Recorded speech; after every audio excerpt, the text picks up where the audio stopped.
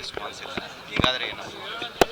ಇವತ್ತು ಹಮ್ಮಿಕೊಂಡಿರ್ತಕ್ಕಂಥ ರೈತ ಪರ ಹೋರಾಟಕ್ಕೆ ಸಮಗ್ರ ಹುಕ್ಕೇರಿ ತಾಲೂಕಿನ ಸಂಪೂರ್ಣ ಜನ, ಇವತ್ತು ಹಿರಿಯರಿರ್ಬೋದು, ಹುಡುಗರಿರ್ಬೋದು, ವ್ಯಾಪಾರಸ್ಥರಿರ್ಬೋದು, ನ್ಯಾಯವಾದಿಗಳಿರ್ಬೋದು, ಎಲ್ಲ ಪರ ಸಂಘಟನೆಗಳಿರ್ಬೋದು, ದಲಿತ ಪರ ಸಂಘಟನೆ ಇರ್ಬೋದು, ಕನ್ನಡ ಪರ ಸಂಘಟನೆ ಇರ್ಬೋದು, ರೈತ ಸಂಘಟನೆ ಇರ್ಬೋದು, ಸಹಕಾರಿ ಕ್ಷೇತ್ರ ಇರ್ಬೋದು, ಎಲ್ಲ ರೈತರು ಹುಕ್ಕೇರಿ ತಾಲೂಕಿನ ಎಲ್ಲ ಹಳ್ಳಿಯ ಜನ ಇವತ್ತು ದಿವಸ ಸಂಪೂರ್ಣವಾಗಿರ್ತಕ್ಕಂಥ ಬೆಂಬಲವನ್ನು ಕೊಡ್ತಾ ಇದ್ದೇವೆ. ಅವರು ಹಮ್ಮಿಕೊಂಡಿರ್ತಕ್ಕಂಥ ಈ ಒಂದು ಪ್ರತಿಭಟನೆ ಸಭೆಯಲ್ಲಿ ಇದು ಅವರ ಬೇಡಿಕೆಗಳು ಯೋಗ್ಯವದಾವೆ. ಸರ್ಕಾರದ ಕಿವಿ ಹಿಂಡುವಂಥ ಕೆಲಸವನ್ನು ಅವ್ರು ಮಾಡ್ತಾ ಇದ್ದಾರೆ. ಅದಕ್ಕೆ ಸಹಕಾರವನ್ನು ಕೊಟ್ಟಿದ್ದೀವಿ. ಜೊತೆಗೆ ಅಧಿಕಾರಿಗಳು ಸಹಿತ ಬಹಳ ನಿರ್ಲಕ್ಷ್ಯ ಮಾಡ್ತಾರೆ. ಅವ್ರದ್ದು ಕಿವಿ ಹಿಂಡುವಂಥ ಕೆಲಸ ಇವತ್ತು ದಿವಸ ಪರಮ ಪೂಜ್ಯ ಶಶಿಕಾಂತ್ ಗುರೂಜಿಯವರ ನೇತೃತ್ವದಲ್ಲಿ ಈ ಸಂಘಟನೆ ಬೆಳೆದಿದೆ. ಇದು ಕಾರ್ಯಕ್ರಮವನ್ನು ಹಾಕ್ಕೊಂಡಿದೆ. ಆ ನಿಟ್ಟಿನಲ್ಲಿ ಸಂಪೂರ್ಣವಾಗಿರ್ತಕ್ಕಂಥ ಬೆಂಬಲ ಕೊಡೋದ್ರ ಜೊತೆಗೆ ಬರುವಂಥ ದಿನಮಾನಗಳಲ್ಲಿ ಹುಕ್ಕೇರಿಯಲ್ಲಿ ಆಗಬೇಕಾಗಿರ್ತಕ್ಕಂಥ ನೀರಾವರಿ ಯೋಜನೆಗಳನ್ನ ಈ ಭಾಗದ ಜನಪ್ರಿಯ ಶಾಸಕರಾಗಿರ್ತಕ್ಕಂಥ ನಿಖಿಲ್ ಕತ್ತಿಯವರು ಪೂರ್ಣ ಮಾಡುವಂಥ, ಅವರೆಲ್ಲರ ಸಹಕಾರದೊಂದಿಗೆ ಪೂರ್ಣ ಮಾಡುವಂಥ ಕೆಲಸ ಹಮ್ಮಿಕೊಳ್ತಾರೆ ಅನ್ನೋ ಮಾತನ್ನು ಹೇಳಲಿಕ್ಕೆ ಇಚ್ಛೆಪಡ್ತೀನಿ. ತಾವು ಸಂಸದರಿದ್ದಾಗ ಬಹಳಷ್ಟು ಪ್ರಯತ್ನ ಮಾಡಿದ್ದೀರಿ.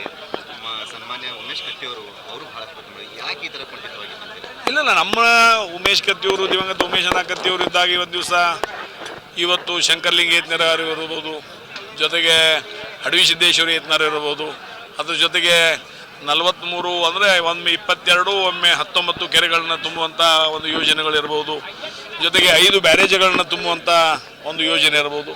ದಿವಂಗತ ಉಮೇಶನ ಕತ್ತಿಯವರು ದೂರದೃಷ್ಟಿ ಇಟ್ಕೊಂಡು ಒಬ್ಬರು ಶಾಸಕರಾಗಿ ಕೆಲಸ ಮಾಡಲಿಲ್ಲ. ಅವರು ಒಬ್ಬ ರೈತನಾಗಿ ಕೆಲಸ ಮಾಡಿದ. ಒಬ್ಬ ರೈತನಿಗೆ ಏನು ಬೇಕು ಅನ್ನೋದನ್ನು ಅರ್ಥ ಮಾಡ್ಕೊಂಡು ಕೆಲಸ ಮಾಡಿದ.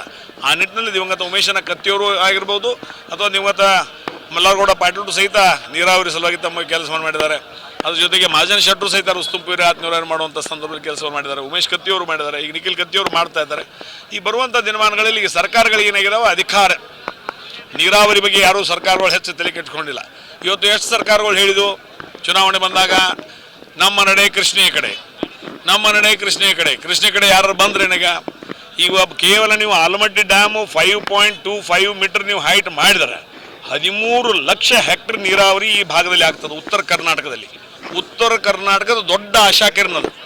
ಇವತ್ತು ನಾವು ಕಾವೇರಿ ಬಗ್ಗೆ ಎಷ್ಟು ಅವ್ರು ಕಾಳಜಿ ಮಾಡ್ತಾರೆ, ಅಷ್ಟೇ ಕೃಷ್ಣೆ ಬಗ್ಗೆ ಯಾಕೆ ಮಾಡ್ತಾ ಇಲ್ಲ? ಈ ನಮ್ಮ ಅಣ್ಣ ಇದ್ದಾಗ ಉತ್ತರ ಕರ್ನಾಟಕದ ದುಮಡಿ ಆಗ್ತದೆ, ಇದ್ರ ಸಲುವಾಗಿನೇ ಆಗ್ತಿದ್ದ.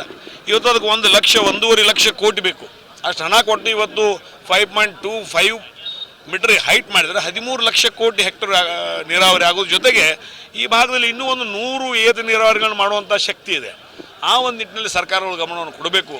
ಅಧಿಕಾರಕ್ಕೆ ಬರುವ ಸಲುವಾಗಿ ಕೇವಲ ಆಶೆಗಳನ್ನು ಕೊಡೋದ್ರ ಮುಖಾಂತರ ಮತದಾನ ಮಾಡಿಕೊಂಡು ಇವತ್ತು ದೂರದೃಷ್ಟಿ ಇಲ್ಲದೆ ಇರತಕ್ಕಂಥ ಸರ್ಕಾರಕ್ಕೆ ಇಂಥ ಒಂದು ಸಂದರ್ಭಗಳಲ್ಲಿ ನ್ಯಾಯವನ್ನು ಕೊಡ್ತಾ ಇಲ್ಲ. ಅದಕ್ಕಾಗಿ ಅವರು ಪ್ರತಿಭಟನೆ ಮಾಡ್ತಾ ಇದ್ದಾರೆ. ಅದು ಯೋಗ್ಯ ಇದೆ. ಅದಕ್ಕೆ ಸಂಪೂರ್ಣ ಬೆಂಬಲ ನಮ್ದಿದೆ. ರಾಜ್ಯ ಜನಪ್ರತಿನಿಧಿಗಳ ಇಚ್ಛಾಶಕ್ತಿ ಕೊರತೆಯಿಂದ ಈಗ ಕುಂಠಿತ ಆಗ್ತಾ ಇದೆ. 100%. ಅದರಲ್ಲೂ ವಿಶೇಷವಾಗಿ ಎಲ್ಲ ಸರ್ಕಾರಗಳು ಉತ್ತರ ಕರ್ನಾಟಕವನ್ನು ನಿರ್ಲಕ್ಷ್ಯ ಮಾಡ್ತಾ ಇರೋದು ಇದಕ್ಕೆ ಮುಖ್ಯವಾಗಿರ್ತಕ್ಕಂಥ ಕಾರಣ. ಇದು ಸರಿಯಾದ ವೇದಿಕೆ.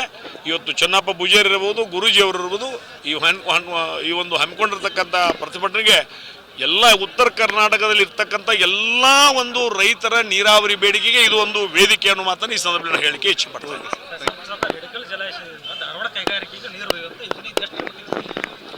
ಅದು ತಪ್ಪು. ಅದು ರೈತರ ನೀರಿಗೆ ಹಾಕಿ ಕಟ್ಟಿರ್ತಕ್ಕಂಥ ಡ್ಯಾಮ್. ಬೆಳಗಾವಿ ಕುಡಿ ನೀರು ಅಲ್ಲಿಂದ ಹೋಗ್ತೈತಿ, ಹುಬ್ಳಿ ಧಾರವಾಡಕ್ಕೂ ಅಲ್ಲಿಂದ ಹೋಗ್ತೈತಿ, ಈಗ ಇಂಡಸ್ಟ್ರಿಯಲ್ಗೂ ಅಲ್ಲಿಂದ ವ್ಯಾಕತ್ತಾರೆ, ಈ ಕನಗಲ ಇಂಡಸ್ಟ್ರಿಯಲ್ಗೂ ಅಲ್ಲಿಂದ ವ್ಯಾಕತ್ತಾರೆ. ಮುಂದೆ ನಮ್ಮ ರೈತರ ಗತಿ ಏನು? ಇದು ಒಂದು ಪ್ರಶ್ನಾರ್ಥಕ ಚಿಹ್ನ. ಇದು ಸರ್ಕಾರ ಕೊಡು ಮುಂದೆ ಇದ್ರ ಬಗ್ಗೆ ಚಿಂತನೆ ಮಾಡಬೇಕು, ವಿಚಾರವನ್ನು ಮಾಡಬೇಕು ಅನ್ನೋ ಮಾತನ್ನು ಸಹಿತ ಈ ಸಂದರ್ಭದಲ್ಲಿ ಹೇಳಲಿಕ್ಕೆ ಇಚ್ಛೆಪಡ್ತಾರೆ.